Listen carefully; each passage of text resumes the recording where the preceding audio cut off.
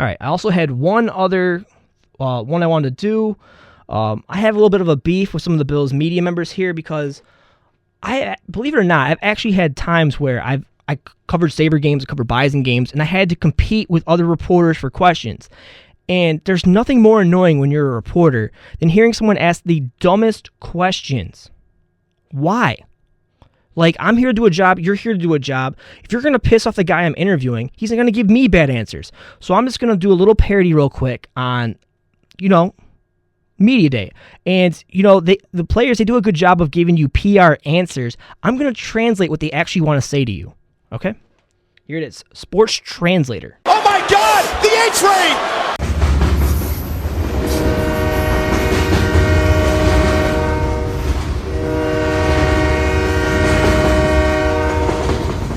Mr. Parkman, you're a great ball player, and I'd just like to say, you're standing on the tracks and the train's coming through Butthead. Well, here's one that's been on radio all week, right? About Doug Marrone's signature win. Okay, for the public to talk about that, that's great. But to talk to Doug Marrone about this when you're 8-6, it's just ridiculous. And here's what Doug Marrone had to say when he was asked, was this game your signature win? I hope we can build and continue to go rather than me put things on it, but obviously it was a big win. I'm not going to deny that. All right, I'm going to translate. Duh, we're 8-6 and just beat this year's MVP. Better days are ahead when Whaley gets me a good QB who can score touchdowns in the red zone. Why are you worried about my signature win at this point in the season? We're in a playoff hunt. That is what he really wants to tell you. But, if he ends up saying that to you guys, you and the media are going to criticize him like, oh no, whatever.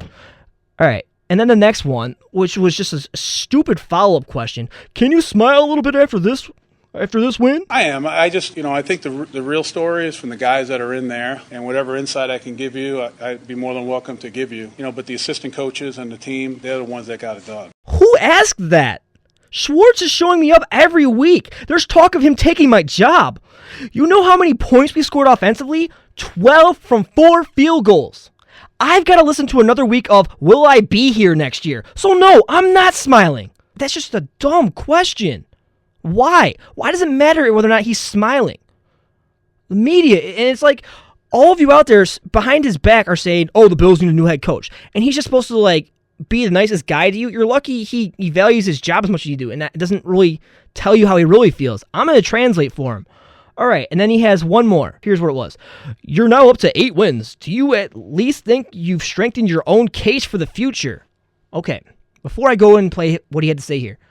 Okay, you're in a playoff hunt. Why are you worried about your job security with 2 games on the line where you can realistically get in the playoffs if you win out? Just a dumb question. Like I said, you're now up to 8 wins. Do you at least think you've strengthened your own case for the future? Here's what Doug Marrone had to say. Never even think like that. I really don't. I just try to win each game. It's my job. It's an opportunity, and I really don't do it for me. I mean, when I look at it in the beginning, I've said it all along. Guys in that room, the coaches, the fans, the region. When we win, I'm happy for them. When we lose, I feel like I let them down. That's just the bottom line. Here's what he's actually trying to say. I'm translating.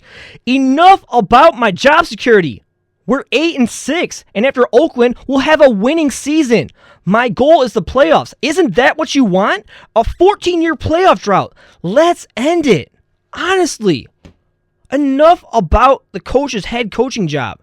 Just because you guys out there don't know how to do your job and actually analyze film and try to BS for the entire week, whether it be writing a story, radio, or TV, because you don't know what's actually going on and can't create your own story, I don't understand why we need to talk about Marrone 24/7. There are other stories out there. Do your homework. Watch the film.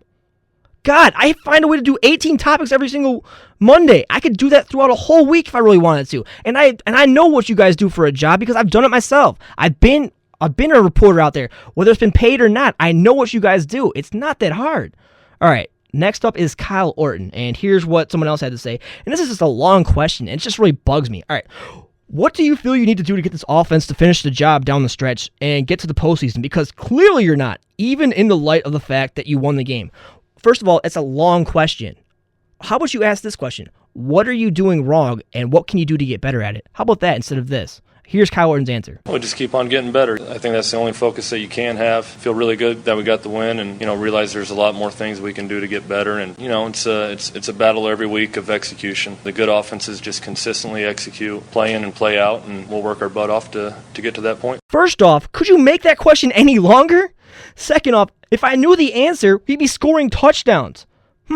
Maybe you should tell the offensive line to give me more time, Sammy Watkins not to trip, and Robert Woods to hold on to the ball. I can't do everything. I throw the ball. They need to stay on their feet and catch it. The offensive line needs to give me more time. This is annoying. Stop blaming everything on me because you think it's a quarterback-driven league. It is a team game. There are 11 guys out in the field. I'm not the only one. That's what I'm translating there. Okay, and then you have a second question, which also, it's just, why would you even ask that? Do you get a sense that the Packers overlooked the Bills? Here's what he said. You'd have to ask him that, I guess. I saw two good football teams on the field playing a hard-hitting December football game, and that's how it's supposed to look. No. Aren't we in the playoff hunt? Didn't we shut down Peyton Manning last week? Maybe we won because we have a better team than them. Honestly, the defense is having a Super Bowl caliber season. And while the offense has struggled, why would any team overlook this team after what they did to Manning the week before? This is just stupid. I've had it with these dumb questions. Next up is Dan Carpenter. And this is just so frustrating. Thigpen has that big return. Did it put a charge in everybody? Here's what he had to say. Anytime you can get a kick or a punt return for a touchdown, it's a nice little boost in the scoring. It's something that doesn't happen all the time, and it's always a big play. Here's what Carpenter really wants to tell you. I made all 4 of my field goals, and that's the first question you asked me? Yeah, it gave me momentum on that extra point I kicked. That's so stupid. If you want to know the answer, talk to Marcus Thigpen. Why are you asking the kicker about a return when he's not even on the field? Stupid.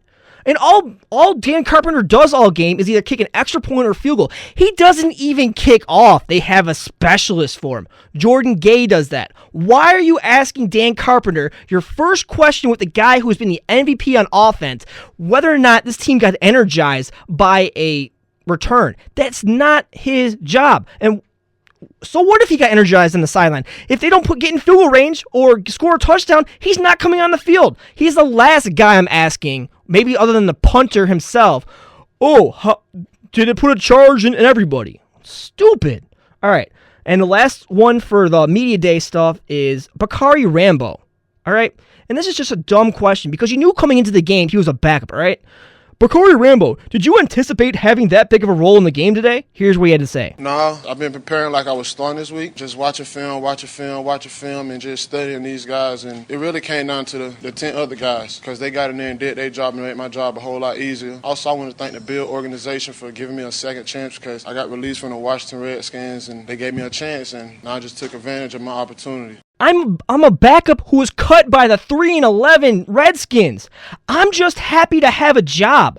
Looks like this 6th-round pick can play, Jay Gruden. Looks like I'm going to be starting for a legit defense.